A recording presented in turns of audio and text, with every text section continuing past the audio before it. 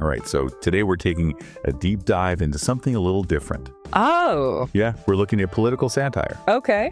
And specifically an article from the Babylon Bee. Ah, the Babylon Bee. Yeah, you familiar with them? Oh, yeah, of course. Big fan of their work. They're pretty great. And this article, Yeah. it caught my eye. Yeah. It's about Kamala Harris. Oh, really? Okay. Yeah, and they're saying that she's going to take on Jake Paul in the boxing ring. What? I know, right? To settle some campaign debt. Oh, my gosh. Pretty wild, right? That's hilarious. So, yeah, we're going to... Let's unpack this. Yeah, we're going to unpack that today. Sounds good. So basically, the Babylon Bee is saying that Harris is inspired by Mike Tyson's comeback, all that success. Right. And she thinks this is like a good way to pay off her campaign debt. Interesting. Which is like a crazy amount. How much are we talking? Like 20 million? $20 million. Wow. Yeah, so it's pretty wild. Yeah, that's a lot of debt. It is a lot of debt. Well, I mean, satire is often used to kind of point out some of the absurdities in our political landscape, right? Oh, absolutely. And the Babylon Bee, they definitely take it to the extreme. They do. They really go all out. And this article, I mean, it's just so ridiculous and funny. What do they have her saying? Oh, they have her saying all kinds of crazy stuff. Like what? Like one quote is, time is a flat circle and numbers are just constructs of the patriarchy. Oh my gosh. I know, right? Classic Babylon Bee. It's so over the top. It's just like totally nonsensical. It is.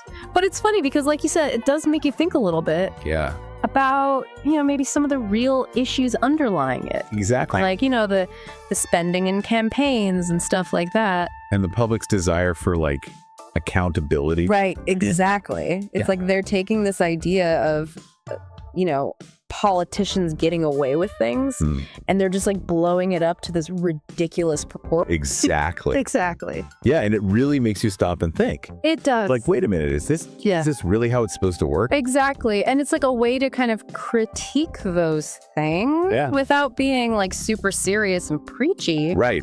It's like you can laugh at it. Exactly. But also be like, there's something there. There's something there that maybe we should be paying attention to. Yeah, exactly. And they also like throw in this detail about how Harris like paid all this money for celebrity endorsements. Oh, really? Like from Oprah and Beyonce. What?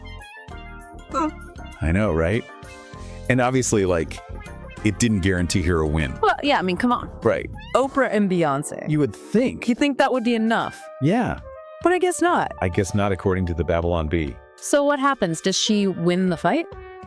Oh, no, they don't actually.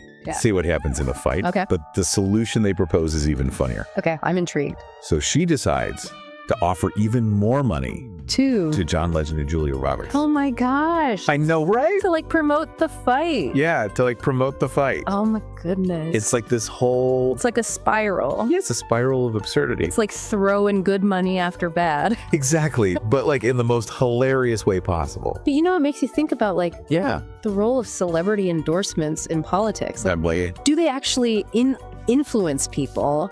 Yeah. Or do they just make us more cynical? Yeah. And how much are we willing to just like buy into that whole thing? Exactly. It's a really interesting point. Yeah. I mean, it's definitely something to consider.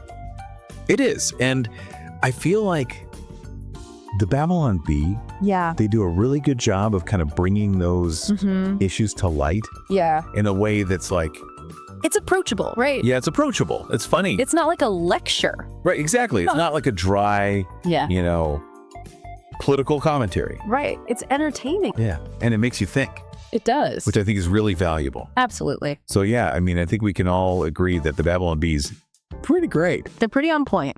They are. And this article is a perfect example of how they use satire to kind of like poke fun at the absurdities of the political landscape. And it makes you wonder, like, can humor really be an effective way to hold people accountable, or does it just trivialize the issues? That's a really good question. It's something to think about. It is. And I think it's something that, we can all kind of ponder as we go about our day. Yeah, as we go about our day and, continue to consume all this information. Right, exactly. So if you're interested in checking out more political satire, I definitely recommend the Babylon Bee. Good source for that. Yeah, there are other sources out there too, but they're a good place to start.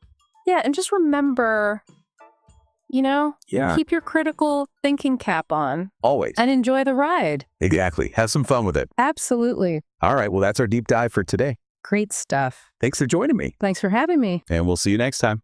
See you later. Bye. Bye.